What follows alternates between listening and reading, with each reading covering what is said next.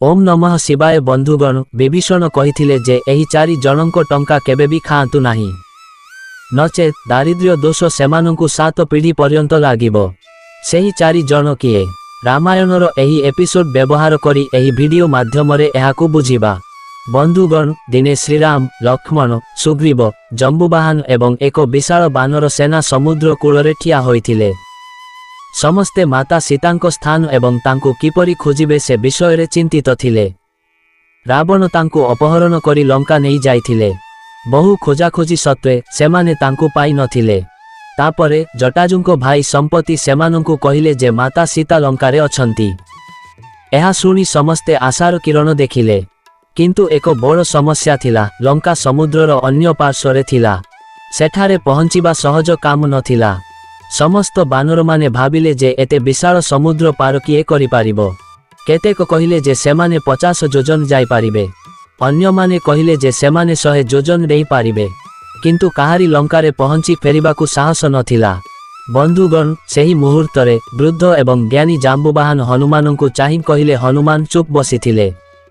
से बहुत शक्तिशाली थिले किंतु तांकु तांकर शक्ति संपूर्ण मने नथिला। जम्बुवाहन कहिले हे हनुमान तुमे काहींकी चुप बसिछ? तुमे तुमर शक्ति भूलीगल। एही जगतरे एपरि कोन अछि जहा तुमे करि पारिबो नाही। तुमर अपार शक्ति अछि। तुमे वायुदेवंको पुत्र। तुमर गति पवन ठारू अधिक द्रुत। केवल तुमे ही एहा हासिल करि पारिबो। जाम्बुवाहनंको कथा सुनी हनुमान तांकर भूली जाइथिबा शक्ति को मने पकाइबाकु लागिले। तांकर आत्मविश्वास फुलीगला। तांकर मुहं चमकिकबाकु लागिला। से हाथ जोड़ी श्रीरामंकु चाहिले। प्रभु श्रीराम हसिले। से तांकर मुदी काढ़ी हनुमानंकु देले। कहिले हनुमान एही मुदी सीतांकु देखाओ। एहाकु देखि से विश्वास करिबे जे तुमे मोर दूत। हनुमान दुई हाथरे मुदी ग्रहण कले। से श्रीरामंको पाद तले प्रणाम करी कहिले प्रभु तुमर कृपा सहित मो निश्चित भावरे माता सीतांकु पाइबी एवं तांको खबर नहीं शीघ्र तुम पाखकु फेरिबी।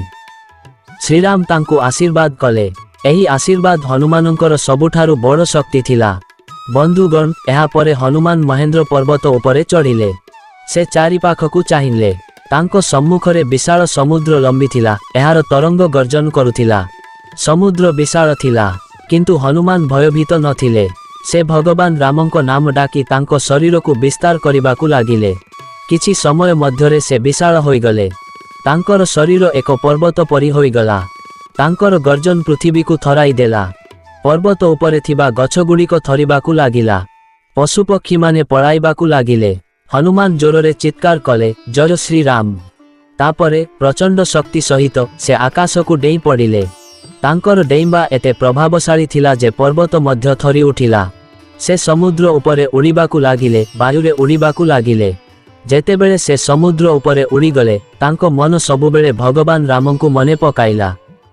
से जानिथिले जे एहा तांकर काम नुहे वरन भगवान रामंकर। बंधुगण किछि दूर परे समुद्ररु एक विराट पर्वत उठिला। सेही पर्वत को मैनक पर्वत कुहा जाए। समुद्र एहाकु पठाइथिला। उपरकु उठिबा परे मैनक पर्वत कहिला हनुमान तुमे भगवान रामंक कार्य करुछ। दयाकरी किछि समय पाई मो उपरे विश्राम नियो जहा द्वारा मु आशीर्वाद पाई पारिबी। किंतु हनुमान नम्रतार सहित उत्तर देले तुमर प्रेम मो पाई एक महान सम्मान। किंतु मु श्रीरामंक कार्य समाप्त न करिबा पर्यंत विश्राम नहीं पारिबी नाही। एहा कही से पर्वत को स्पर्श करी आगकु बढ़िले। किछि समय परे देवता माने तांकु परीक्षा करिबाकु निष्पत्ति नेले। सेमाने सर्प माता सुरसांकु पठाइले। सुरसा समुद्ररु बाहरी तांको सम्मुखरे ठिया हेले। तांकर विशाल मुख खोली से कहिले देवता माने तुमकु मोर खाद्य रूपे पठाइछंती। मो पाटी भीतरकु आस एवं मोर खाद्य हुओ। हनुमान नम्रतार सहित उत्तर देले मु श्रीरामंक कार्य करिबाकु जाउछि। मां आमे फेरिबा परे मु निजे तुम पाखकु आसीबी। किंतु सुरसा मना कले। तापरे हनुमान तांकर शरीर को बड़ कले। सुरसा मध्य तांको मुख को बड़ कले। हनुमान बड़ हेबा सहित सुरसा मध्य बड़ हेले। तापरे हठात हनुमान एक छोट कीट परी बहुत छोट होई गले एवं शीघ्र सुरसांको पाटिरे प्रवेश करी बाहर को बाहरी आसिले। से हसी कहिले मां मु तुम पाटिरे प्रवेश करी बाहर को आसीछि। एबे मोते जिबाकु अनुमति दियो। ବନ୍ଧୁଗଣ ଏହା ଦେଖି ସୁରସା ବହୁତ ଖୁସି ହୋଇଗଲେ। ସେ ତାଙ୍କୁ ଆଶୀର୍ବାଦ ଦେଲେ ଯେ ଯାଅ ପୁଅ ହନୁମାନ, ତୁମେ ନିଶ୍ଚୟ ପ୍ରଭୁ ରାମଙ୍କ କାର୍ଯ୍ୟ କରିବାରେ ସଫଳ ହେବ। ବନ୍ଧୁଗଣ ଏହାପରେ ହନୁମାନଜୀ ଆଗକୁ ଯାତ୍ରା କଲେ।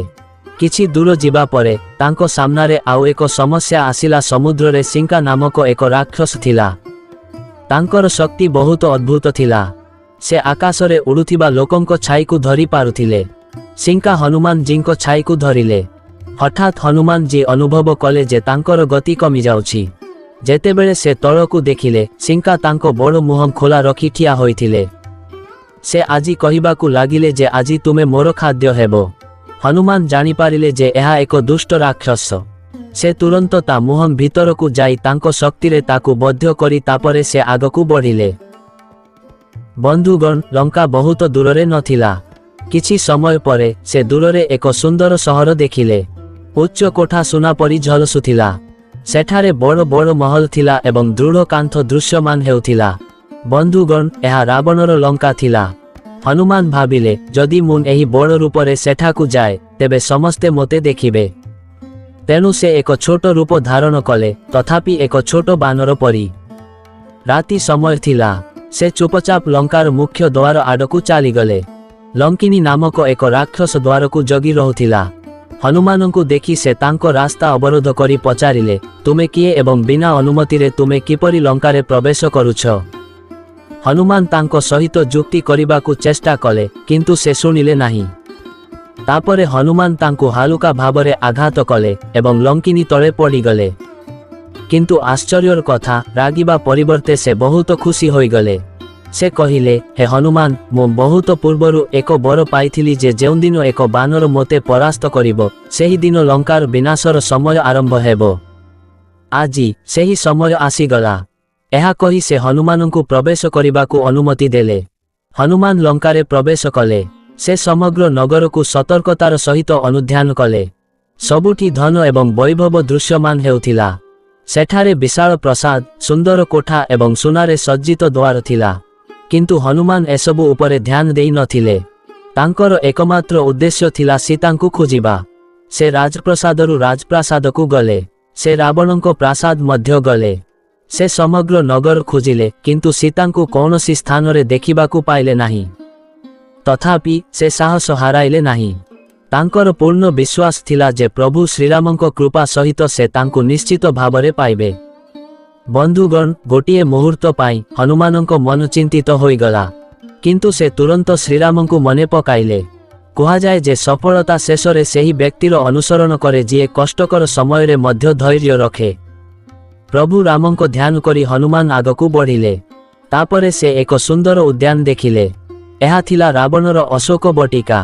ଚାରିପାଖରେ ସବୁଜ ଗଛ ଥିଲା, ରଙ୍ଗୀନ ଫୁଲ ଫୁଟିଥିଲା ଏବଂ ପକ୍ଷୀମାନେ ମଧୁର ଗୀତ ଗାଉଥିଲେ।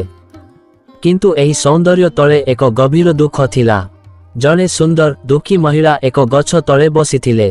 ତାଙ୍କର ପୋଷାକ ସାଧାରଣ ଥିଲା, ତାଙ୍କ ମୁହଁ ଦୁଃଖରେ ପରିପୂର୍ଣ୍ଣ ଥିଲା, ତାଙ୍କ ଆଖି ଲୁହରେ ପରିପୂର୍ଣ୍ଣ ଥିଲା ଏବଂ ତାଙ୍କ ଶରୀର ଦୁର୍ବଳ ଥିଲା। ସେ ବାରମ୍ବାର ପ୍ରଭୁଙ୍କୁ ସ୍ମରଣ କରି କହୁଥିଲେ, ଶ୍ରୀରାମ, ଶ୍ରୀରାମ। ହନୁମାନ ଜାଣିପାରିଲେ ଯେ ଏହା ସୀତା। ତାଙ୍କୁ ଦେଖି ତାଙ୍କ ଆଖି ଲୁହରେ ପରିପୂର୍ଣ୍ଣ ହୋଇଗଲା। ସେ ସେହି ସ୍ଥାନକୁ ଜଗି ରହିଥିବା ଭୟଙ୍କର ଅସୁରୁଣୀ ପାଖକୁ ଯାଇ ଦେଖିଲେ। ସେମାନେ ସୀତାଙ୍କୁ ବାରମ୍ବାର ଧମକ ଦେଉଥିଲେ, ତାଙ୍କୁ ରାବଣର ପ୍ରସ୍ତାବ ଗ୍ରହଣ କରିବାକୁ କହୁଥିଲେ। ସୀତା, ନଚେତ୍ ତୁମର ଜୀବନ ବିପଦରେ ପଡ଼ିବ। କିନ୍ତୁ ସୀତାଙ୍କ ଉତ୍ତର ସର୍ବଦା ସମାନ ଥିଲା, ମୁଁ କେବଳ ଶ୍ରୀରାମଙ୍କର ଏବଂ ଜୀବନସାରା ତାଙ୍କର ହିଁ ରହିବି। ଏତେ କଷ୍ଟ, ଏତେ ଭୟ ଏବଂ ଏତେ ଏକାକିତା ସତ୍ତ୍ୱେ ମଧ୍ୟ ମାତା ସୀତାଙ୍କ ବିଶ୍ୱାସ ଅଟଳ ରହିଲା। ବନ୍ଧୁଗଣ ମନେ ରଖନ୍ତୁ ଯେ ପ୍ରକୃତ ପ୍ରେମ ପରିସ୍ଥିତି ସହିତ ପରିବର୍ତ୍ତିତ ହୁଏ ନାହିଁ। ସୁଖରେ ସେଠାରେ ରହିବା ସହଜ, ଦୁଃଖରେ ସେଠାରେ ରହିବାରେ ପ୍ରକୃତ ବିଶ୍ୱସ୍ତତା ନିହିତ। କିଛି ସମୟ ପରେ ରାକ୍ଷସମାନେ କ୍ଳାନ୍ତ ହୋଇ ଚାଲିଗଲେ। ହନୁମାନ ଏକ ଗଛ ଡାଳରେ ବସିଲେ। ସେ ସିଧା ମାତା ସୀତାଙ୍କ ପାଖକୁ ଗଲେ ନାହିଁ, ଭୟରେ ଯେ ସେ ତାଙ୍କୁ ରାବଣର ଚାଲ ଭାବି ଭୁଲି ପାରନ୍ତି। ତେଣୁ ସେ ଧୀରେ ଧୀରେ ଶ୍ରୀରାମଙ୍କ କାହାଣୀ କହିବା ଆରମ୍ଭ କଲେ। ଗଛ ଉପରେ ବସି ସେ ଶ୍ରୀରାମଙ୍କ କାହାଣୀ କହିବା ଆରମ୍ଭ କଲେ। ଗୋଟିଏ ଦିନ ଅଯୋଧ୍ୟାର ରାଜା ଦଶରଥଙ୍କ ପୁତ୍ର ଶ୍ରୀରାମ ଜଙ୍ଗଲକୁ ଆସିଲେ। ତାଙ୍କ ସହିତ ମାତା ସୀତା ଏବଂ ଲକ୍ଷ୍ମଣ ମଧ୍ୟ ଥିଲେ। ରାବଣ ଛଳନା କରି ଜଙ୍ଗଲରେ ମାତା ସୀତାଙ୍କୁ ଅପହରଣ କରି ନେଇଥିଲା। ସେବେଠାରୁ ଶ୍ରୀରାମ ତାଙ୍କୁ ଖୋଜୁଛନ୍ତି। ଏହା ଶୁଣି ମାତା ସୀତା ଆଶ୍ଚର୍ଯ୍ୟ ହୋଇଗଲେ। ସେ ଉପରକୁ ଚାହିଁଲେ। ସେ ଆଶ୍ଚର୍ଯ୍ୟ ହୋଇଗଲେ ଲଙ୍କାରେ କେହି କିପରି ଶ୍ରୀରାମଙ୍କ କାହାଣୀ କହିପାରିବେ। ତାପରେ ହନୁମାନ ଆହୁରି କହିଲେ, ଶ୍ରୀରାମ ଦିନରାତି ମାତା ସୀତାଙ୍କୁ ସ୍ମରଣ କରନ୍ତି। ତାଙ୍କ ବିନା ତାଙ୍କର କୌଣସି ସୁଖ ନାହିଁ। ସୀତା ଧ୍ୟାନ ଦେଇ ଶୁଣୁଥିଲେ। ତାଙ୍କ ହୃଦୟରେ ଆଶାର ଝଲକ ଉଠୁଥିଲା। ତାପରେ ହନୁମାନ ଧୀରେ ଧୀରେ ତଳକୁ ଓହ୍ଲାଇ ଆସିଲେ ଏବଂ ହାତ ଯୋଡ଼ି କହିଲେ, ମାତା, ମୁଁ ଶ୍ରୀରାମଙ୍କ ଦୂତ। କିନ୍ତୁ ସୀତା ତଥାପି ସତର୍କ ଥିଲେ। ରାବଣଙ୍କୁ ଏପରି ଅନେକ ଥର ନିଜ ମାୟା ରୂପରେ ଠକିଥିଲା। ସେ ପଚାରିଲେ, ଯଦି ତୁମେ ପ୍ରକୃତରେ ଶ୍ରୀରାମଙ୍କ ଦୂତ, ଦୟାକରି କିଛି ପ୍ରମାଣ ଦିଅ। ହନୁମାନ ହସିଲେ। ସେ ତାଙ୍କ ପୋଷାକରୁ ଶ୍ରୀରାମଙ୍କ ମୁଦି କାଢ଼ି ସୀତାଙ୍କ ସମ୍ମୁଖରେ ରଖିଲେ। ମୁଦି ଦେଖି ମାତା ସୀତାଙ୍କ ଆଖି ଲୁହରେ ଭରିଗଲା। ଏହା ସେହି ମୁଦି ଥିଲା ଯାହା ଶ୍ରୀରାମ ସବୁବେଳେ ପିନ୍ଧୁଥିଲେ। ଏବେ ସେ ସମ୍ପୂର୍ଣ୍ଣ ନିଶ୍ଚିତ ହୋଇଗଲେ ଯେ ଏହା ପ୍ରକୃତରେ ଶ୍ରୀରାମଙ୍କ ଦୂତ। ସେହି ମୁଦିଟିକୁ ତାଙ୍କ କପାଳରେ ଲଗେଇ ନମସ୍କାର କରି ମୁଦି ରଖିଲେ ଏବଂ ଭାବପ୍ରବଣ ହୋଇ କହିଲେ, ହେ ହନୁମାନ, ମୋର ପ୍ରଭୁ କିପରି ଅଛନ୍ତି? ସେ ଭଲ ଅଛନ୍ତି କି? ହନୁମାନ ନମ୍ରତାର ସହିତ ଉତ୍ତର ଦେଲେ, ମାତା, ପ୍ରଭୁ ଶ୍ରୀରାମ ଭଲ ଅଛନ୍ତି। ସେ ଆପଣଙ୍କୁ ପ୍ରତ୍ୟେକ ମୁହୂର୍ତ୍ତରେ ମନେ ପକାନ୍ତି। ଆପଣଙ୍କ ବିଚ୍ଛେଦରେ ତାଙ୍କର ହୃଦୟ କଷ୍ଟ ପାଉଛି। ଏହା ଶୁଣି ଅନେକ ମାସ ପରେ ସୀତାଙ୍କ ମୁହଁରେ ଏକ ମୃଦୁ ହସ ଦେଖାଗଲା। ହନୁମାନ ଆହୁରି କହିଲେ, ମାତା, ଏବେ ଚିନ୍ତା କର ନାହିଁ। ପ୍ରଭୁ ରାମ ଖୁବ୍ ଶୀଘ୍ର ଲଙ୍କା ଫେରି ଆସିବେ ଏବଂ ତୁମକୁ ସମ୍ମାନର ସହିତ ଅଯୋଧ୍ୟାକୁ ଫେରାଇ ନେବେ। ଏହା ଶୁଣି ସୀତାଙ୍କ ହୃଦୟ ଆହୁରି ଉତ୍ସାହରେ ପୂର୍ଣ୍ଣ ହୋଇଗଲା। କୁହାଯାଏ ଯେ ଆଶା ହେଉଛି ସେହି ଦୀପ ଯାହା ଅନ୍ଧାର ରାତିରେ ମଧ୍ୟ ଜଳେ। କିଛି ସମୟ ପରେ ହନୁମାନ କହିଲେ, ମାତା, ଯଦି ତୁମେ ଚାହୁଁଛ ତେବେ ମୁଁ ତୁମକୁ ମୋ କାନ୍ଧରେ ଏବେ ଲଙ୍କାରୁ ବାହାର କରିପାରିବି। ଏହି କାର୍ଯ୍ୟ ହନୁମାନଙ୍କ ପାଇଁ କଷ୍ଟକର ନୁହେଁ। କିନ୍ତୁ ସୀତା ହସି କହିଲେ, ନା ପ୍ରିୟ, ଏହି କାର୍ଯ୍ୟ ପ୍ରଭୁ ରାମଙ୍କୁ କରିବାକୁ ପଡ଼ିବ। ଯଦି ମୁଁ ଗୁପ୍ତ ଭାବରେ ଯାଏ ତେବେ ରାବଣର ଅହଙ୍କାର କିପରି ନଷ୍ଟ ହେବ? ବିଶ୍ୱ କିପରି ଜାଣିବ ଯେ ଧର୍ମର ଜୟ? ହନୁମାନ ସୀତାର କଥା ବୁଝିପାରିଲେ। ଏହା କେବଳ ଜଣେ ମହିଳାଙ୍କୁ ଫେରାଇ ଆଣିବା ବିଷୟରେ ନୁହେଁ। ଏହା ଏପରି ଏକ ସମୟ ଥିଲା ଯେତେବେଳେ ଧର୍ମ ଏବଂ ଅଧର୍ମ ମଧ୍ୟରେ ଧର୍ମର ବିଜୟ ଲାଭ କରିଥିଲା। ବନ୍ଧୁଗଣ, କେତେକ ସମୟରେ ନ୍ୟାୟର ସମ୍ପୂର୍ଣ୍ଣ ପ୍ରତିଷ୍ଠା ଶୀଘ୍ର ସଫଳତା ଅପେକ୍ଷା ଅଧିକ ଗୁରୁତ୍ୱପୂର୍ଣ୍ଣ। ତାପରେ ସୀତା ତାଙ୍କର ମୂଲ୍ୟବାନ ଚୁଡ଼ି କାଢ଼ି ହନୁମାନଙ୍କୁ ଦେଇ କହିଲେ, ଏହା ମୋ ପ୍ରଭୁଙ୍କୁ ଦିଅ। ଏହାକୁ ଦେଖି ସେ ବିଶ୍ୱାସ କରିବେ ଯେ ତୁମେ ମୋତେ ଭେଟିଛ। ହନୁମାନ ଚୁଡ଼ି ଗୁଡ଼ିକୁ ଗ୍ରହଣ କଲେ। ମାତା ସୀତା ଆହୁରି କହିଲେ, ମୋ ପ୍ରଭୁଙ୍କୁ କୁହ ଯେ ତାଙ୍କ ସୀତା ତାଙ୍କ ପାଇଁ ଅପେକ୍ଷା କରିଛନ୍ତି ଏବଂ ସେ ଆଉ ବିଳମ୍ବ କରିବା ଉଚିତ ନୁହେଁ। ଏହା କହିବା ସମୟରେ ତାଙ୍କ ଆଖି ଲୁହରେ ଭରିଗଲା। ହନୁମାନ ମଧ୍ୟ ତାଙ୍କ ମାତାର ଦୁଃଖ ଦେଖି ଭାବପ୍ରବଣ ହୋଇଗଲେ। ସେ ସୀତାଙ୍କୁ ପ୍ରଣାମ କରି କହିଲେ, ମାତା, ମୁଁ ନିଶ୍ଚିତ ଭାବରେ ପ୍ରଭୁଙ୍କ ନିକଟରେ ତୁମର ବାର୍ତ୍ତା ପହଞ୍ଚାଇବି। ତାଙ୍କର ମୁଖ୍ୟ କାର୍ଯ୍ୟ ଏବେ ସମାପ୍ତ ହୋଇଥିଲା। କିନ୍ତୁ ତାପରେ ତାଙ୍କ ମନରେ ଏକ ଚିନ୍ତା ଆସିଲା।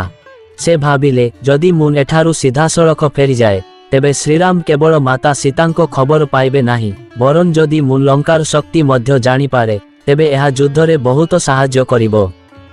ହନୁମାନ କେବଳ ଶକ୍ତିଶାଳୀ ନଥିଲେ, ସେ ଅତ୍ୟନ୍ତ ବୁଦ୍ଧିମାନ ମଧ୍ୟ ଥିଲେ। ସେ ଭାବିଲେ, ମୁଁ ରାବଣର ସେନାର ଶକ୍ତି, ତାଙ୍କର କି ପ୍ରକାରର ଯୋଦ୍ଧା ଏବଂ ଲଙ୍କାର ପ୍ରତିରକ୍ଷା କ'ଣ ତାହା ମଧ୍ୟ ଜାଣିବା ଉଚିତ। ଏହି ଚିନ୍ତାଧାରା ସହିତ ସେ ଏକ ଯୋଜନା ପ୍ରସ୍ତୁତ କଲେ। ସେ ଅଶୋକ ବାଟିକାରେ ଏପରି କିଛି କରିବାକୁ ନିଷ୍ପତ୍ତି ନେଇଥିଲେ ଯାହା ରାବଣର ସେନାକୁ ତାଙ୍କ ପାଖକୁ ଆଣିବ। ତାପରେ ସେ ଲଙ୍କାର ପ୍ରମୁଖ ଯୋଦ୍ଧାମାନଙ୍କ ଶକ୍ତି ଜାଣିବେ ଏବଂ ଶ୍ରୀରାମ ସଠିକ୍ ସୂଚନା ପାଇବେ। କୁହାଯାଏ ଯେ ଜଣେ ପ୍ରକୃତ ସେବକ କେବଳ ଆଦେଶ ପାଳନ କରନ୍ତି ନାହିଁ, ବରଂ ତାଙ୍କ ମାଲିକଙ୍କ ହିତ ପାଇଁ ଆହୁରି ଆବଶ୍ୟକତାଗୁଡ଼ିକୁ ମଧ୍ୟ ବୁଝନ୍ତି। ମାତା ସୀତାଙ୍କୁ ପ୍ରଣାମ କରିବା ପରେ ହନୁମାନ ଅଶୋକ ବଟିକା ଉଦ୍ୟାନର ଗଛ ପାଖକୁ ଗଲେ। ସେ ଅଶୋକ ଉଦ୍ୟାନର ମଧ୍ୟଭାଗରେ ପହଞ୍ଚିଲେ। ଚାରିପାଖରେ ସୁନ୍ଦର ଗଛ ଠିଆ ଏବଂ ହୋଇଥିଲା, ବିଭିନ୍ନ ପ୍ରକାରର ଫଳ ଫଳିଥିଲା। ଏହା ରାବଣର ପ୍ରିୟ ଉଦ୍ୟାନ ଥିଲା। ହନୁମାନ ଭୋକିଲା ଥିଲେ। ସେ ଗୋଟିଏ ଗଛରୁ ଗୋଟିଏ ଫଳ ଛିଣ୍ଡାଇ ଖାଇବା ଆରମ୍ଭ କଲେ। ତାପରେ ସେ ଅନ୍ୟ ଏକ ଗଛ ପାଖକୁ ଗଲେ ଏବଂ ସେଠାରୁ ଖାଇବା ଆରମ୍ଭ କଲେ। କିଛି ସମୟ ମଧ୍ୟରେ ସେ ପ୍ରଚୁର ପରିମାଣର ଫଳ ଖାଇସାରିଥିଲେ। ଫଳ ଖାଇବା ପରେ ସେ ଗୋଟିଏ ବିରାଟ ଗଛ ଧରି ତାକୁ ମୂଳ ସହିତ ଉପାଡ଼ି ଫୋପାଡ଼ି ଦେଲେ। ସେହିପରି ସେ ଆଉ ଏକ ଗଛକୁ ଉପାଡ଼ି ଫୋପାଡ଼ି ଦେଲେ ଏବଂ ତାପରେ ତୃତୀୟ ଗଛ। କିଛି ସମୟ ମଧ୍ୟରେ ସମଗ୍ର ଉଦ୍ୟାନ ଗଛ ଶୂନ୍ୟରେ ପରିଣତ ହୋଇଗଲା। ଯେଉଁଠାରେ କିଛି ସମୟ ପୂର୍ବରୁ ପକ୍ଷୀଙ୍କ ସୁମଧୁର ଶବ୍ଦ ଶୁଣା ଯାଉଥିଲା, ସେଠାରେ ଏବେ ଗଛ ପଡ଼ିବାର ଭୟଙ୍କର ଶବ୍ଦ ପ୍ରତିଧ୍ୱନିତ ହେଲା। ରାକ୍ଷସୀ ଦୌଡ଼ି ଆସିଲେ। ସେମାନେ ଦେଖିଲେ ଯେ ଏକ ବାନର ଏକାକୀ ସମଗ୍ର ଉଦ୍ୟାନକୁ ନଷ୍ଟ କରୁଛି। ସେମାନେ ଚିତ୍କାର କରି କହିଲେ, ତାକୁ ଧର, ତାକୁ ମାରିଦିଅ। ଶହ ଶହ ରାକ୍ଷସ ଏକକାଳୀନ ହନୁମାନଙ୍କୁ ଆକ୍ରମଣ କଲେ, କିନ୍ତୁ ସେମାନେ କୌଣସି ସାଧାରଣ ବାନର ନଥିଲେ। ଶ୍ରୀରାମଙ୍କ ଦୂତ ହନୁମାନ ଏକ ବିରାଟ ଗଛ ଉଠାଇ ତାକୁ ଦୋଳାଇବା ଆରମ୍ଭ କଲେ। ତାଙ୍କ ରାସ୍ତାରେ ଥିବା ପ୍ରତ୍ୟେକ ରାକ୍ଷସ ତାଙ୍କ ପାଦ ତଳେ ପଡ଼ିଗଲେ। କିଛି ମୁହୂର୍ତ୍ତ ମଧ୍ୟରେ ଅନେକ ରାକ୍ଷସ ଭୂମିରେ ମୁଣ୍ଡ ନୁଆନି ପଡ଼ିଗଲେ। ବାକି ଲୋକମାନେ ଭୟରେ ପଳାଇଗଲେ। ବନ୍ଧୁଗଣ, କୁହାଯାଏ ଯେ ଶତ୍ରୁର ଶକ୍ତି ନ ବୁଝି ତାଙ୍କ ସହିତ ଯୁଦ୍ଧ କରିବା ଏକ ମୂର୍ଖତାପୂର୍ଣ୍ଣ ଯୁଦ୍ଧ। ଲଙ୍କାର ସୈନ୍ୟମାନେ ମଧ୍ୟ ସମାନ ଭୁଲ କରିଥିଲେ। ସେମାନେ ହନୁମାନଙ୍କୁ ଜଣେ ସାଧାରଣ ବାନର ଭାବି ଭୁଲ କରିଥିଲେ। ଭୟଭୀତ ସୈନ୍ୟମାନେ ରାବଣଙ୍କ ପାଖକୁ ଯାଇ କହିଲେ, ଦୟାକରି ଆମକୁ ରକ୍ଷା କରନ୍ତୁ। ତାପରେ ହାତ ଯୋଡ଼ି ସୈନିକମାନେ ଲଙ୍କାର ରାଜା ରାବଣକୁ କହିଲେ, ମହାରାଜ, ଏକ ଭୟଙ୍କର ବାନର ଅଶୋକ ଉଦ୍ୟାନକୁ ନଷ୍ଟ କରୁଛି। ସେ ଆମର ସୈନିକମାନଙ୍କୁ ହତ୍ୟା କରୁଛି। ବାନର ସମସ୍ତଙ୍କୁ ବିନାଶ କରୁଛି। ବନ୍ଧୁଗଣ, ଏହା ଶୁଣି ରାବଣ କ୍ରୋଧିତ ହୋଇଗଲେ। ତାଙ୍କ ଆଖି ଲାଲ ହୋଇଗଲା। ସେ ଚିତ୍କାର କଲେ, ଏକ ବାନର ସମଗ୍ର ଲଙ୍କାକୁ ଚ୍ୟାଲେଞ୍ଜ କରୁଛି। ସେ ଏହା କରିବାର ସାହସ କିପରି କଲା? ବନ୍ଧୁଗଣ, ରାବଣ ତୁରନ୍ତ ଅନେକ ଶକ୍ତିଶାଳୀ ଯୋଦ୍ଧାଙ୍କୁ ଡାକିଲେ। ସମସ୍ତ ଯୋଦ୍ଧା ଅସ୍ତ୍ରଶସ୍ତ୍ରରେ ସଜ୍ଜିତ ହୋଇ ଅଶୋକ ଉଦ୍ୟାନ ଆଡ଼କୁ ଗଲେ। କିନ୍ତୁ ଫଳାଫଳ ସମାନ ଥିଲା। ହନୁମାନଙ୍କର ସମ୍ମୁଖୀନ ହୋଇଥିବା ପ୍ରତ୍ୟେକ ବ୍ୟକ୍ତି ପରାସ୍ତ ହେଲେ। କେତେକ ଗଦ, କେତେକ ଖଣ୍ଡା, କେତେକ ବର୍ଚ୍ଛା ଆଣିଥିଲେ, କିନ୍ତୁ କେହି ହନୁମାନଙ୍କ ବିରୁଦ୍ଧରେ ଠିଆ ହୋଇପାରିଲେ ନାହିଁ। କିଛି ସମୟ ମଧ୍ୟରେ ସେମାନେ ମଧ୍ୟ ପରାସ୍ତ ହୋଇ ପଳାଇଗଲେ। ରାବଣର କ୍ରୋଧ ଆହୁରି ତୀବ୍ର ହୋଇଗଲା। ସେ ବିଶ୍ୱାସ କରିପାରିଲେ ନାହିଁ ଯେ ଗୋଟିଏ ବାନର କିପରି ତାଙ୍କର ଶକ୍ତିଶାଳୀ ସେନାକୁ ପରାସ୍ତ କରିପାରିବ। କୁହାଯାଏ ଯେ ଗର୍ବ ଜଣେ ମଣିଷର ଆଖିକୁ ଅନ୍ଧ କରିଦିଏ ଏବଂ ସେହି ମୁହୂର୍ତ୍ତରେ ସେ ଆଗକୁ ଆସୁଥିବା ବିପଦକୁ ଚିହ୍ନି ପାରୁନାହିଁ। ରାବଣ ସହିତ ମଧ୍ୟ ସେହିପରି ଘଟୁଛି। ସେ ବୁଝିପାରୁ ନଥିଲେ ଯେ ଏହା କୌଣସି ସାଧାରଣ ଘଟଣା ନୁହେଁ କିମ୍ବା ଏହି ବାନର ଏକ ସାଧାରଣ ଘଟଣା ନୁହେଁ। ଏହା ବିନାଶର ସଂକେତ ଥିଲା। ସେ ତାଙ୍କ ପ୍ରିୟ ପୁଅ ଅକ୍ଷୟ କୁମାରଙ୍କୁ ଡାକି ଅଶୋକ ବଟିକାକୁ ଶୀଘ୍ର ଯିବାକୁ କହିଲେ। ବନ୍ଧୁଗଣ, ଅକ୍ଷୟ କୁମାର ସେତେବେଳେ ଯୁବକ ଥିଲେ, ଶକ୍ତିଶାଳୀ ଏବଂ ଯୁଦ୍ଧ କଳାରେ ଦକ୍ଷ। ସେ ପିଲାଦିନରୁ ଅନେକ ଯୁଦ୍ଧ ଜିତିଥିଲେ। ସେ ନିଜ ଶକ୍ତି ଉପରେ ବହୁତ ଗର୍ବିତ ଥିଲେ। ରାବଣ କହିଲେ, ପୁତ୍ର ଅକ୍ଷୟ, ଏକ ବାନର ଲଙ୍କାରେ ବିନାଶ କରୁଛି। ଯାଅ ଏବଂ ତାକୁ ଧରି ମୋ ସାମ୍ନାକୁ ଆଣ। ଅକ୍ଷୟ କୁମାର ଆତ୍ମବିଶ୍ୱାସର ସହିତ କହିଲେ, ବାପା, ଚିନ୍ତା କର ନାହିଁ। ମୁଁ ସେହି ବାନରକୁ ଧରି ତୁମର ପାଦ ତଳେ ରଖିବି। ବନ୍ଧୁଗଣ, ଅକ୍ଷୟ କୁମାର ତୁରନ୍ତ ତାଙ୍କ ରଥ ଉପରେ ଚଢ଼ିଲେ। ଶହ ଶହ ସୈନିକ ତାଙ୍କ ପଛେ ପଛେ ଆସିଲେ। ଶଙ୍ଖ ଏବଂ ଢୋଲର ଶବ୍ଦ ପ୍ରତିଧ୍ୱନିତ ହେଲା। କିଛି ସମୟ ମଧ୍ୟରେ ସେ ଅଶୋକ ବଟିକାରେ ପହଞ୍ଚିଗଲେ। ହନୁମାନ ଏକ ବଡ଼ ଗଛର ଡାଳରେ ବସିଥିଲେ। ସେ ଦେଖିଲେ ଯେ ଜଣେ ଯୁବ ରାଜକୁମାର ତାଙ୍କ ପାଖକୁ ଆସୁଛନ୍ତି। ତାଙ୍କ ସହିତ ଏକ ବିରାଟ ସୈନ୍ୟବାହିନୀ ଅଛି। ହନୁମାନ ଜାଣିପାରିଲେ ଯେ ଏହି ଯୁବକ ଜଣେ ଗୁରୁତ୍ୱପୂର୍ଣ୍ଣ ଯୋଦ୍ଧା। ଅକ୍ଷୟ କୁମାର ଚିତ୍କାର କଲେ, ହେ ବାନର, ତୁମେ କିଏ? ତୁମେ କାହିଁକି ଲଙ୍କାରେ ଏତେ ବିନାଶ କରୁଛ? ହନୁମାନ କିଛି କହିଲେ ନାହିଁ ଏବଂ ଧୀରେ ଉତ୍ତର ଦେଲେ, ମୁଁ ପ୍ରଭୁ ରାମଙ୍କ ଦୂତ। ଏହା ଶୁଣି ଅକ୍ଷୟ କୁମାର ହସିଲେ। ସେ ଭାବିଲେ ଯେ ଏକ ବାନର ତାଙ୍କ ସାମ୍ନା କରିପାରିବ ନାହିଁ। ସେ ତୁରନ୍ତ ତୀରର ଏକ ବାଣ ଛାଡ଼ିଲେ। ତୀରଗୁଡ଼ିକ ତାଙ୍କ ଆଡ଼କୁ ଦ୍ରୁତ ଗତିରେ ଉଡ଼ିଲା, କିନ୍ତୁ ହନୁମାନ ତାଙ୍କ ଶକ୍ତି ଦ୍ୱାରା ଅକ୍ଷତ ହୋଇ ରକ୍ଷା ପାଇଗଲେ। ଗୋଟିଏ ବି ତୀର ତାଙ୍କୁ ସ୍ପର୍ଶ କଲା ନାହିଁ। ତାପରେ ସେ ଏକ ବିରାଟ ଗଛକୁ ଉପାଡ଼ି ଅକ୍ଷୟ କୁମାରଙ୍କ ରଥ ଉପରେ ଫିଙ୍ଗିଦେଲେ। ରଥ ଖଣ୍ଡ ଖଣ୍ଡ ହୋଇ ଭାଙ୍ଗିଗଲା। ରଥରେ ଘୋଡ଼ା ଗୁଡ଼ିକ ତଳେ ପଡ଼ିଗଲେ, ଆହତ ହୋଇଗଲେ। ସେହି ସମୟରେ ଅକ୍ଷୟ କୁମାର ତୁରନ୍ତ ଭୂମିକୁ ଡେଇଁ ପଡ଼ିଲେ। ଯୁଦ୍ଧ ଆହୁରି ଭୟଙ୍କର ହୋଇଗଲା। ଅକ୍ଷୟ କୁମାର ବାରମ୍ବାର ଆକ୍ରମଣ କଲେ ଏବଂ ହନୁମାନ ବାରମ୍ବାର ପ୍ରତିରୋଧ କଲେ। ଦୁହେଁ କିଛି ସମୟ ପାଇଁ ଭୟଙ୍କର ଯୁଦ୍ଧ ଜାରି ରଖିଲେ। ହନୁମାନ ଦେଖିଲେ ଯେ ଏହି ଯୁବକ ସାହସୀ। ତାଙ୍କ ପାଖରେ ଯୁଦ୍ଧ କରିବାର ଶକ୍ତି ଥିଲା। ସେ ଗୁପ୍ତ ଭାବରେ ତାଙ୍କର ସାହସିକତାକୁ ପ୍ରଶଂସା କଲେ। କିନ୍ତୁ ସେ ଅଧର୍ମର ପକ୍ଷରେ ଠିଆ ହୋଇଥିଲେ ଏବଂ ଯେତେ ଶକ୍ତିଶାଳୀ ହେଉନା କାହିଁକି, ଅଧର୍ମକୁ ସମର୍ଥନ କରୁଥିବା ବ୍ୟକ୍ତି ଶେଷରେ ହାର ମାନିଥାଏ। କୁହାଯାଏ ଯେ କ୍ଷମତା କେବଳ ସେତେବେଳେ ଲାଭଦାୟକ ହୁଏ ଯେତେବେଳେ ତାହା ଧାର୍ମିକତା ସହିତ ଥାଏ। ଅଧର୍ମ ସହିତ ଜଡ଼ିତ ଶକ୍ତି ବିନାଶକୁ ନେଇଯାଏ। ଦୁଇ ବନ୍ଧୁଙ୍କ ମଧ୍ୟରେ ଯୁଦ୍ଧ ବଢ଼ିବାରେ ଲାଗିଲା। ଅକ୍ଷୟ କୁମାର ତାଙ୍କର ସମସ୍ତ ଶକ୍ତି ବ୍ୟବହାର କରିଥିଲେ, କିନ୍ତୁ ଏବେ ହନୁମାନ ମଧ୍ୟ ନିଷ୍ପତ୍ତି ନେଇଥିଲେ ଯେ ଏହି ଯୁଦ୍ଧ ଶୀଘ୍ର ସମାପ୍ତ ହେବା ଉଚିତ। ହନୁମାନ ଡେଇଁ ତାଙ୍କ ପାଖରେ ପହଞ୍ଚିଗଲେ। ସେ ତାଙ୍କୁ ଧରିଲେ। ତାପରେ ପ୍ରଚଣ୍ଡ ବଳରେ ସେ ତାଙ୍କୁ ଘୁରାଇ ଘୁରାଇ ଭୂମିରେ ଫିଙ୍ଗିଦେଲେ। ଆଘାତ ଏତେ ପ୍ରବଳ ଥିଲା ଯେ ଅକ୍ଷୟ କୁମାର ଘଟଣାସ୍ଥଳେ ଅଚେତ ହୋଇ ପଡ଼ି ରହିଲେ। ରାବଣଙ୍କ ପ୍ରିୟ ପୁତ୍ର ଯୁଦ୍ଧଭୂମିରେ ମୃତ୍ୟୁବରଣ କଲେ। ଅଶୋକ ବଟିକା ନୀରବ ହୋଇଗଲା ଏବଂ ରାକ୍ଷସ ସୈନ୍ୟମାନେ ଭୟରେ ଥରି ଉଠିଲେ।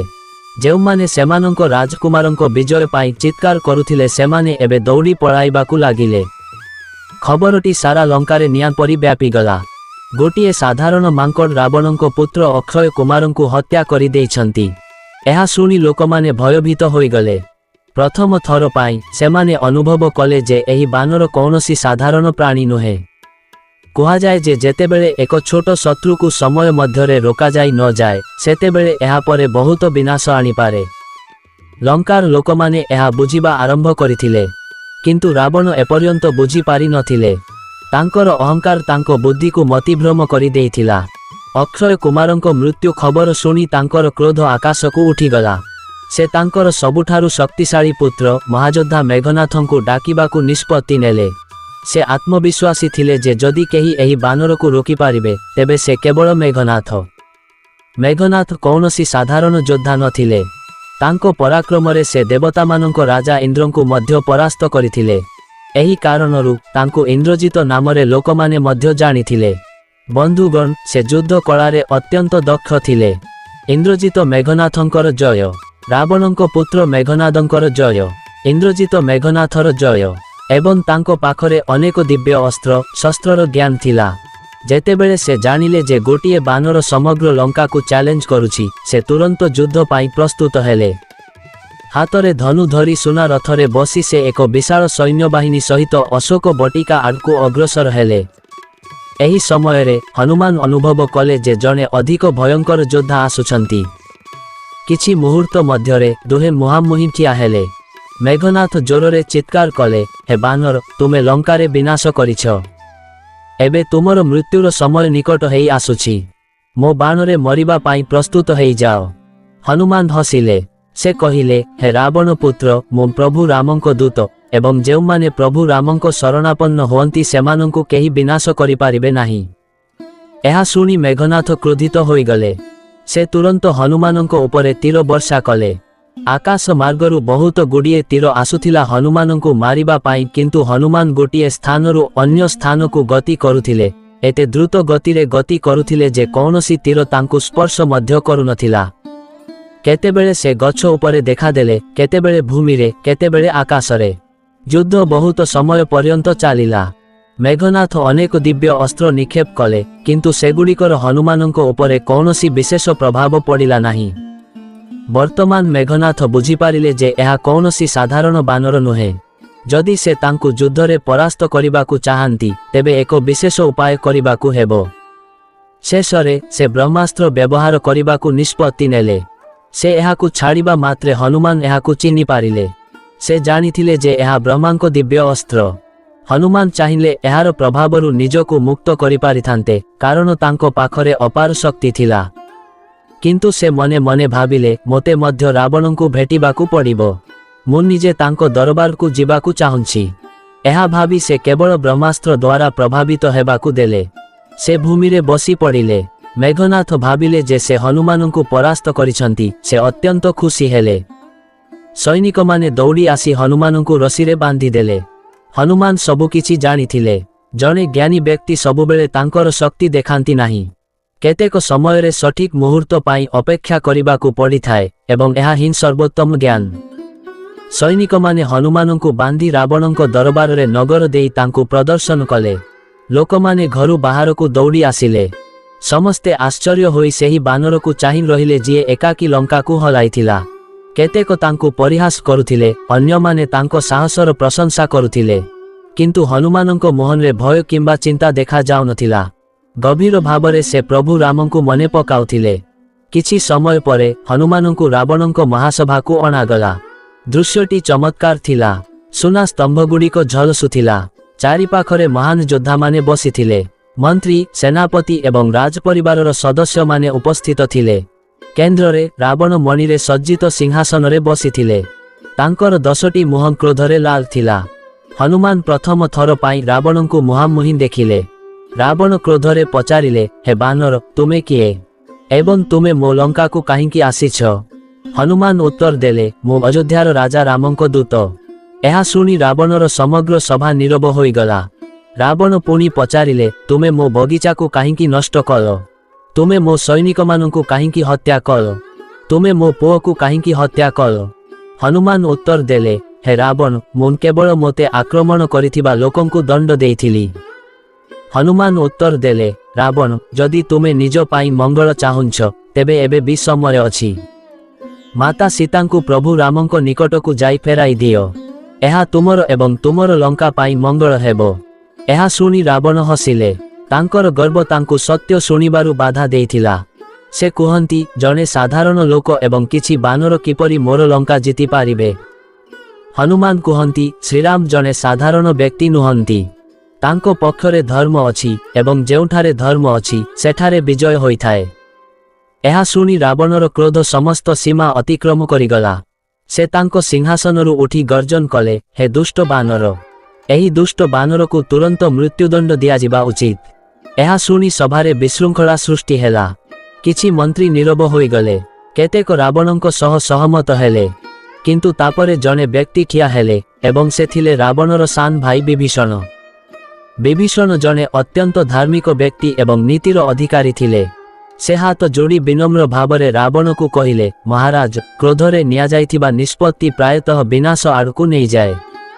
ଦୟାକରି ଧର୍ମ ଏବଂ ନୀତିର ନୀତିଗୁଡ଼ିକୁ ବିଚାର କରନ୍ତୁ। ଏହି ବାନର ଶତ୍ରୁର ଦୂତ ଏବଂ ଜଣେ ଦୂତର କାମ ହେଉଛି ବାର୍ତ୍ତା ପ୍ରଦାନ କରିବା। ଦୂତ ଶୁଭ ଖବର ଆଣେ କି ଖରାପ ଖବର, ତାକୁ କେବେ ହତ୍ୟା କରାଯିବା ଉଚିତ ନୁହେଁ। କୁହାଯାଏ ଯେ ଯେଉଁ ରାଜା ନିୟମ ଭଙ୍ଗ କରନ୍ତି ଏବଂ ଭୁଲ ନିଷ୍ପତ୍ତି ନିଅନ୍ତି, ସେ ତାଙ୍କ ରାଜ୍ୟର ମୂଳକୁ ଦୁର୍ବଳ କରିଦିଅନ୍ତି। ତୁମେ ଜଣେ ମହାନ ବିଦ୍ୱାନ ଏବଂ 3 ଲୋକର ରାଜା। ତୁମକୁ ଧାର୍ମିକ ନୀତି ଉପରେ ଆଧାରିତ ନିଷ୍ପତ୍ତି ନେବା ଉଚିତ। ବିଭୀଷଣ ରାବଣଙ୍କୁ ବୁଝାଇଥିଲେ ଯେ ଦୁନିଆରେ କିଛି ଲୋକ ଏବଂ ଜିନିଷ ଅଛି ଯାହାକୁ କେବେ ବି ଅପମାନିତ, ହତ୍ୟା କିମ୍ବା ଚୋରି କରିବା ଉଚିତ ନୁହେଁ। ଏହା କରିବା ଦ୍ୱାରା ନିଜର ବିନାଶ ଘଟେ। ବିଭୀଷଣ ବୁଝାଇଥିଲେ ଯେ ଜଣେ ବ୍ୟକ୍ତି କେବେ ବି ଭୁଲରେ ମଧ୍ୟ ଏହି 4 ଜଣଙ୍କୁ ଅପମାନ କରିବା ଉଚିତ ନୁହେଁ। ପ୍ରଥମଟି ହେଉଛି ଜଣେ ଦୂତଙ୍କ ଅପମାନ। ବନ୍ଧୁଗଣ, ଜଣେ ଦୂତ ନିଜ ଇଚ୍ଛାରେ ନୁହେଁ ବରଂ ତାଙ୍କ ରାଜାଙ୍କ ନିର୍ଦ୍ଦେଶରେ ଆସିଥାଏ। ତାଙ୍କୁ ଅପମାନ କରିବା ଅର୍ଥ ହେଉଛି ନିଜର ମର୍ଯ୍ୟାଦା ହ୍ରାସ କରିବା ଏବଂ ଶାନ୍ତିର ପଥ ବନ୍ଦ କରିବା। ଜଣେ ଦୂତ ଯାହା ବି ଖବର ଆଣେ, ତାଙ୍କର ନିଜର କିଛି ନାହିଁ, ସେ ଅନ୍ୟ କାହାର ଇଚ୍ଛାରେ କାର୍ଯ୍ୟ କରନ୍ତି। ଦ୍ୱିତୀୟଟି ହେଉଛି ଗୁରୁ ଏବଂ ବିଦ୍ୱାନଙ୍କ ଅପମାନ। ଏମାନେ ସେହି ଲୋକ ଯେଉଁମାନେ ଅନ୍ଧାରରେ ଜ୍ଞାନର ଦୀପ ଜାଳି ଦିଅନ୍ତି। ସେମାନଙ୍କୁ ଅପମାନ କରିବା ଦ୍ୱାରା ସମାଜର ଠିକ୍ ଏବଂ ଭୁଲର ବୁଝାମଣା ନଷ୍ଟ ହୋଇଯାଏ।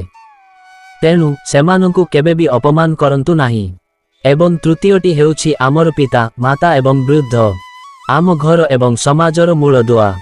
ଏହା ଆମର ମୂଲ୍ୟବୋଧ ଯାହା ଆମେ ଆମ ବୃଦ୍ଧଙ୍କ ଠାରୁ ପାଇଥାଉ। ଏବଂ ଯିଏ ନିଜ ପରିବାରର ବୃଦ୍ଧମାନଙ୍କୁ ସମ୍ମାନ କରେ ନାହିଁ ସେ କେବେ ଖୁସି ହୋଇପାରିବ ନାହିଁ। ଚତୁର୍ଥ, ସନ୍ଥ ଏବଂ ଧାର୍ମିକ ଲୋକଙ୍କୁ ଅପମାନ କରିବା। ଯିଏ ଈଶ୍ୱରଙ୍କ ପଥ ଅନୁସରଣ କରନ୍ତି ଏବଂ ନିରପେକ୍ଷ ରହନ୍ତି ତାଙ୍କୁ ଅପମାନ କରିବା ଦ୍ୱାରା ବ୍ୟକ୍ତିର ନିଜସ୍ୱ ଗୁଣ ଅର୍ଥାତ୍ ଭଲ କାର୍ଯ୍ୟ ନଷ୍ଟ ହୋଇଯାଏ। ତେଣୁ ଏପରି ଲୋକଙ୍କୁ କେବେ ଅପମାନ କରନ୍ତୁ ନାହିଁ। ବିଭୀଷଣ କୁହନ୍ତି, ହେ ରାଜା, ଏହି 4 ଜଣଙ୍କୁ କେବେ ହତ୍ୟା କରାଯିବା ଉଚିତ ନୁହେଁ। ଯୁଦ୍ଧର ନିୟମ ଉଦ୍ଧୃତ କରି ବିଭୀଷଣ ରାବଣଙ୍କୁ ବୁଝାଇଲେ ଯେ ବଳ ପ୍ରଯୋଗ କେବଳ ଉପଯୁକ୍ତ ସମୟରେ ଉପଯୁକ୍ତ। ପ୍ରଥମ ହେଉଛି ଜଣେ ଦୂତଙ୍କୁ ହତ୍ୟା କରିବା। ଏହା ଯୁଦ୍ଧର ସବୁଠାରୁ ଗୁରୁତ୍ୱପୂର୍ଣ୍ଣ ନିୟମକୁ ଉଲ୍ଲଂଘନ କରେ। ଏହା କାପୁରୁଷତାର ଲକ୍ଷଣ ଏବଂ ତେଣୁ କେହି କେବେ ଜଣେ ଦୂତଙ୍କୁ ହତ୍ୟା କରିବା ଉଚିତ ନୁହେଁ। ତୁମେ କୁବେରଙ୍କ ଦୂତଙ୍କୁ ହତ୍ୟା କରି ଏହି ଭୁଲ କରିଛ ଏବଂ କୁବେର ଏଥିପାଇଁ ତୁମକୁ ଅଭିଶାପ ଦେଇଥିଲେ। କହିଥିଲେ ଯେ ଯଦି ତୁମେ ଏହି ଭୁଲ ପୁନରାବୃତ୍ତି କର ତେବେ ତୁମର ମୁଣ୍ଡ 1000 ଖଣ୍ଡ ହୋଇଯିବ। ବନ୍ଧୁଗଣ, ଦ୍ୱିତୀୟ ହେଉଛି ସେହି ବ୍ୟକ୍ତି ଯିଏ ତୁମ ପାଖକୁ ଆଶ୍ରୟ ପାଇଁ ଆସିଛି। ଆତ୍ମସମର୍ପଣ କରିଥିବା କିମ୍ବା ବିଶ୍ୱାସ କରୁଥିବା ବ୍ୟକ୍ତିଙ୍କୁ ହତ୍ୟା କରିବା ତ ଦୂରର କଥା, ତାଙ୍କୁ ରକ୍ଷା କରିବା ଜଣେ ମହାନ ଯୋଦ୍ଧାର କର୍ତ୍ତବ୍ୟ। ଜଣେ କେବେ ଏପରି ବ୍ୟକ୍ତିଙ୍କୁ ହତ୍ୟା କରିବା ଉଚିତ ନୁହେଁ ଯିଏ ତୁମ ପାଖକୁ ଆଶ୍ରୟ ପାଇଁ ଆସିଛି। ତୃତୀୟତଃ, ଜଣେ ନିରସ୍ତ୍ର ବ୍ୟକ୍ତି। ଯୁଦ୍ଧ କରିବା ପାଇଁ ଅସ୍ତ୍ର ନଥିବା ବ୍ୟକ୍ତିଙ୍କୁ ହତ୍ୟା କରିବା ଜଣେ ବୀରଙ୍କ କାମ ନୁହେଁ। ଏହା ବିଜୟ ନୁହେଁ ବରଂ ଏକ ନିର୍ମମ ହତ୍ୟା। ଜଣେ ନିରସ୍ତ୍ର ବ୍ୟକ୍ତିଙ୍କୁ କେବେ ହତ୍ୟା କରିବା ଉଚିତ ନୁହେଁ। ଚତୁର୍ଥତଃ, ଜଣେ ମହିଳାଙ୍କୁ ହତ୍ୟା କରିବା ସବୁଠାରୁ ବଡ଼ ପାପ। ଏହି ଦୁନିଆରେ ମହିଳାମାନଙ୍କୁ ସର୍ବଦା ସମ୍ମାନ ଏବଂ ସୁରକ୍ଷାର ଅଧିକାର ଦିଆଯାଇଛି। ବନ୍ଧୁଗଣ, ବିଭୀଷଣ କହିଲେ, ମୋର ଭାଇ, ଏହି 4 ଜଣଙ୍କ ଧନ କେବେ ବି ଖାଇବା ଉଚିତ ନୁହେଁ। ପ୍ରଥମତଃ, ଅନୈତିକ ଉପାୟରେ ଅର୍ଜିତ ଧନ। ଅସହାୟଙ୍କଠାରୁ ହଡପ କରାଯାଇଥିବା ଟଙ୍କା କେବେ ନିଜର ଉନ୍ନତି ହୁଏ ନାହିଁ। ଏହା ବିନାଶର ମୂଳ ହୋଇଯାଏ। ତେଣୁ ଏପରି ଧନ କେବେ ବି ଖାଇବା ଉଚିତ ନୁହେଁ। ଦ୍ୱିତୀୟତଃ, ଜଣେ ବ୍ରାହ୍ମଣ କିମ୍ବା ଧାର୍ମିକ ବ୍ୟକ୍ତିଙ୍କ ଧନ, ଦାନ ପାଇଁ କିମ୍ବା ଈଶ୍ୱରଙ୍କ କାର୍ଯ୍ୟ ପାଇଁ ସଂଗୃହୀତ ଟଙ୍କା ହଡପ କରିବା ଘରେ ଦାରିଦ୍ର୍ୟ ଏବଂ ଅଶାନ୍ତି ଆଣିଥାଏ। ଭୁଲରେ ମଧ୍ୟ ଏପରି ଟଙ୍କା କେବେ ବି କାହାର ଖାଆନ୍ତୁ ନାହିଁ।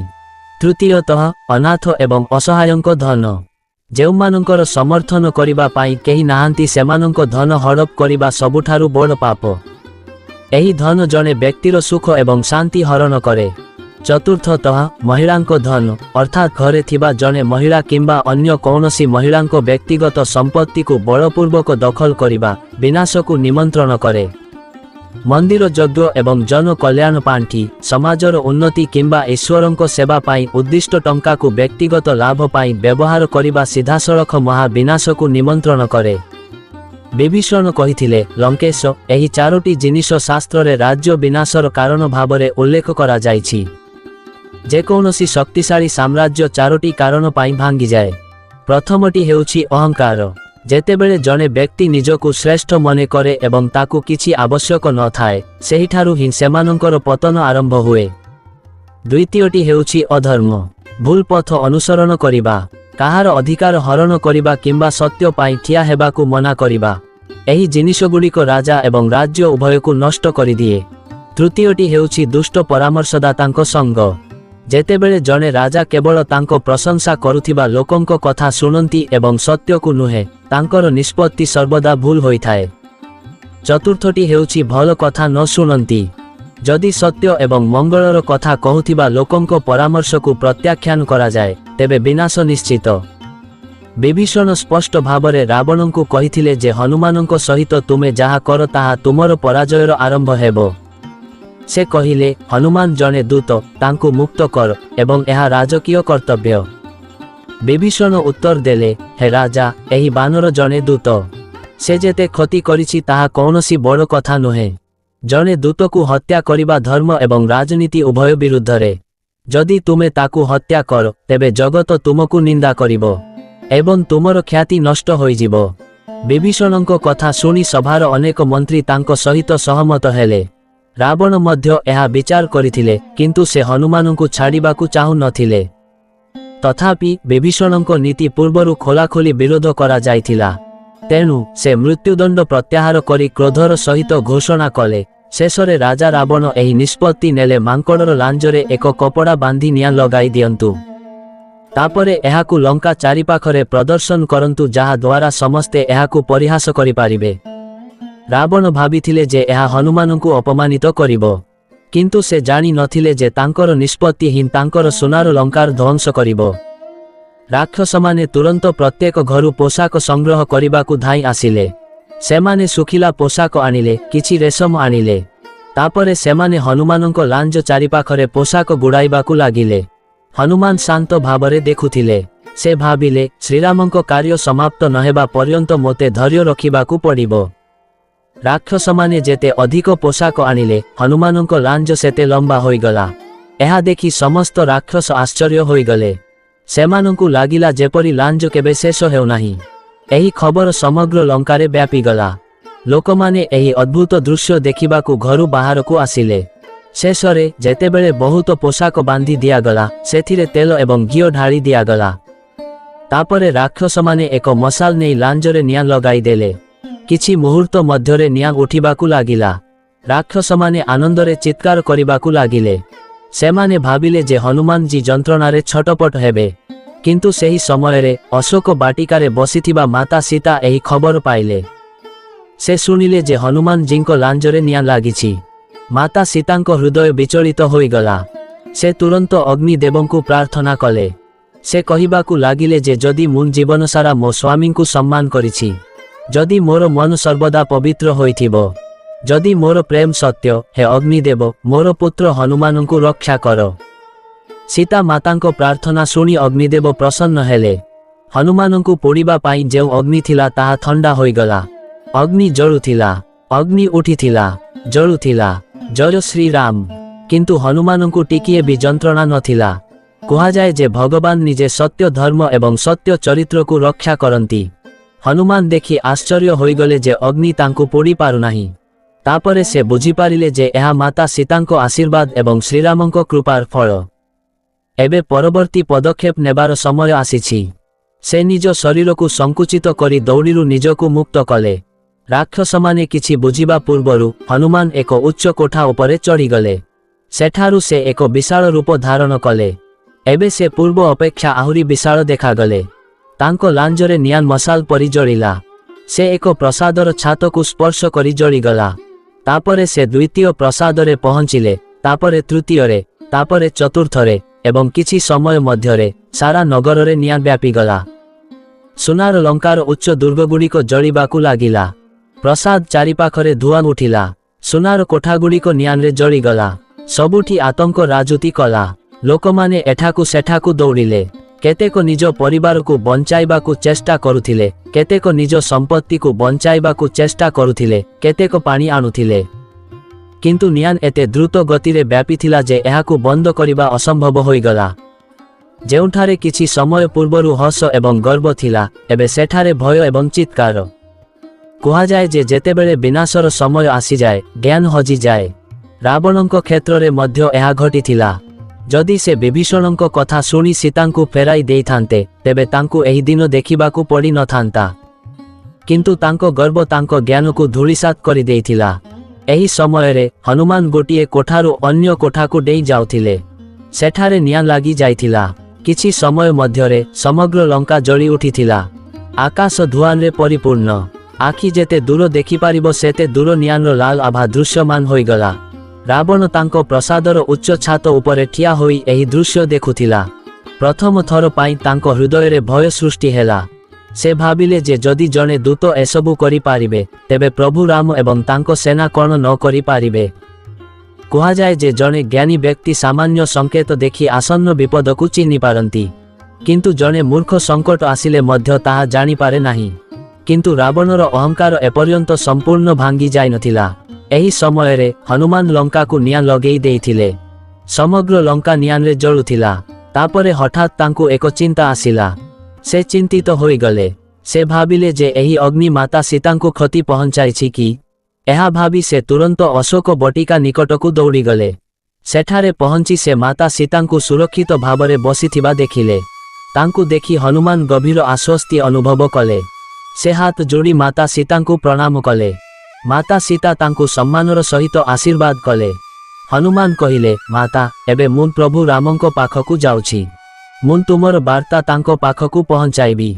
ମାତା ସୀତା କହିଲେ, ପୁତ୍ର ହନୁମାନ, ପ୍ରଭୁ ଶ୍ରୀରାମଙ୍କୁ କୁହ ଯେ ତାଙ୍କ ସୀତା ତାଙ୍କ ପାଇଁ ଅପେକ୍ଷା କରିଛନ୍ତି। ହନୁମାନ ପୁଣି ପ୍ରଣାମ କଲେ ଏବଂ ଅଶୋକ ବଟିକା ଛାଡ଼ି ଚାଲିଗଲେ। ତାପରେ ସେ ସମୁଦ୍ର କୂଳରେ ପହଞ୍ଚିଲେ। ସେ ପୁଣି ଥରେ ପ୍ରଭୁ ରାମଙ୍କୁ ମନେ ପକାଇଲେ ଏବଂ ସମୁଦ୍ର ପାର ହେବା ପାଇଁ ଡେଇଁ ପଡ଼ିଲେ। କିଛି ସମୟ ପରେ ସେ ସମୁଦ୍ର ଅନ୍ୟ କୂଳରେ ପହଞ୍ଚିଲେ, ଯେଉଁଠାରେ ଶ୍ରୀରାମ, ଲକ୍ଷ୍ମଣ, ସୁଗ୍ରୀବ, ଜାମ୍ବୁବାହନ ଏବଂ ବାନର ସେନାମାନେ ଠିଆ ହୋଇଥିଲେ। ହନୁମାନଙ୍କୁ ଦେଖି ସମସ୍ତେ ତାଙ୍କୁ ପ୍ରଶଂସା କରିବାକୁ ଲାଗିଲେ।